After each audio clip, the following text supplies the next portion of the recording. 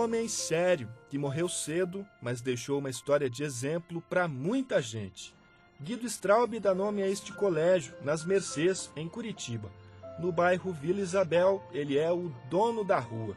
Uma homenagem justa a um dos diretores mais famosos do Colégio Estadual do Paraná. Guido nasceu em Curitiba, em 30 de junho de 1890. Desde criança, demonstrou interesse pelos estudos. Inicialmente, ele foi aluno de um colégio Santa Júlia. Esse colégio não existe mais, situava-se na Rua do Cerrito, hoje o presidente Carlos Cavalcante, era do professor Júlio Teodorico Guimarães, ele era o professor. Fez toda a área primária, hoje ensino fundamental, naquela época primário. Depois passou para a escola alemã, a chamada Deutschlandschule. Essa Deutschlandschule situava-se onde está ali aquelas esculturas do homem nu, ali na Praça 19 de Dezembro. Ali era uma parte, a metade da praça era ocupada por um prédio de 3 pavimentos, que era a Deutschlandschule, uma escola alemã, onde além do português, geografia e história, as cadeiras normais, se ensinava muito alemão, onde ele aperfeiçoou o seu alemão e o inglês. Guido começou a trabalhar bem cedo, ajudando o pai em um armazém da família. Foi também tradutor de uma companhia de colonização em Santa Catarina, já que falava inglês. Toda a correspondência que vinha dos Estados Unidos ia traduzir para o português para os demais funcionários, os chefes, etc., que não eram, alguns não eram americanos, né? Foi lá com essa finalidade, ali ficou e ali ele acompanhou uma parte da Guerra do Contestado.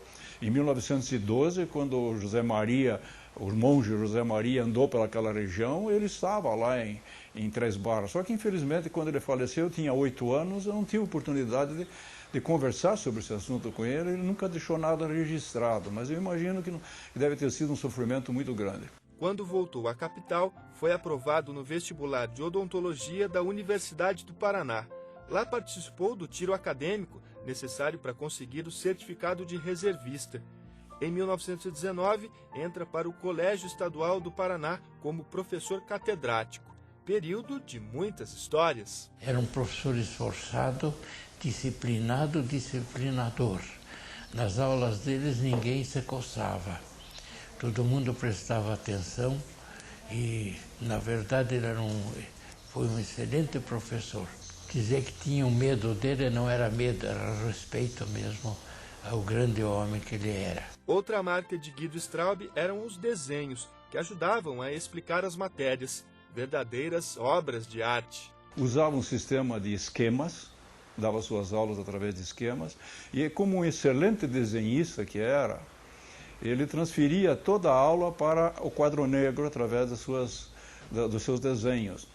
Então era comum a gente ouvir falar que as serventes não queriam apagar o quadro negro porque era uma obra de arte que estava ali. Eles tinham pena de passar o apagador num trabalho tão bonito como aquele. Guido era bastante sério, um homem que não sorria. Minha própria mãe dizia assim, quando teu pai dá uma risada é uma festa. E eu tive oportunidade, inclusive, de constatar um fato interessante. O professor Moisés Paciornik, o doutor Moisés Paciornik, o médico, que tem o Hospital Paciornik aqui no centro, perto da Praça Carlos Gomes, ele um dia escreveu um artigo dizendo assim, e o professor Guido riu para mim. Foi o título na Gazeta do Povo. Aí ele conta a história. Eu ia entrando na academia para uma reunião, quando encontrei o filho dele, no caso eu. E ele me cumprimentou e deu uma risada. E eu, na risada dele, eu vi a risada do pai, porque o pai não dava risada. O papai não dava risada, sempre sério, muito circunspecto. E isso parece que marcou muito. Não a mim, porque eu gosto de dar risada. Eu acho que o riso é uma demonstração de satisfação, de alegria, etc. Até ele não sei porque não dava risada, mesmo em casa. Ele era assim, muito sério, muito sisudo. Apesar do rigor, sabia o momento certo de relevar alguns deslizes dos alunos. Uma das provas, eu fiz a prova e ele me deu nota boa. E aí ele disse, olha, eu sei, você colou, eu vi você colando, você é um péssimo colador. Quando você cola, você fica todo nervoso, todo agitado, e eu percebia de longe que estava colando. Mas eu deixei colar e te dou nota boa, não por causa da prova, mas porque você é um aluno esforçado, você não falta aula, você é taquigráfico, taquigrafa ou toma nota de tudo aquilo que os professores estão falando. Eu vejo seus cadernos, se não são muito caprichados, são muito completos, então você merece passar pelo seu esforço durante o ano, não por causa dessa provinha que você colou bobamente. Além da dedicação ao magistério, Guido colecionava outras paixões, como o xadrez. Nem a distância impedia o campeão de jogar.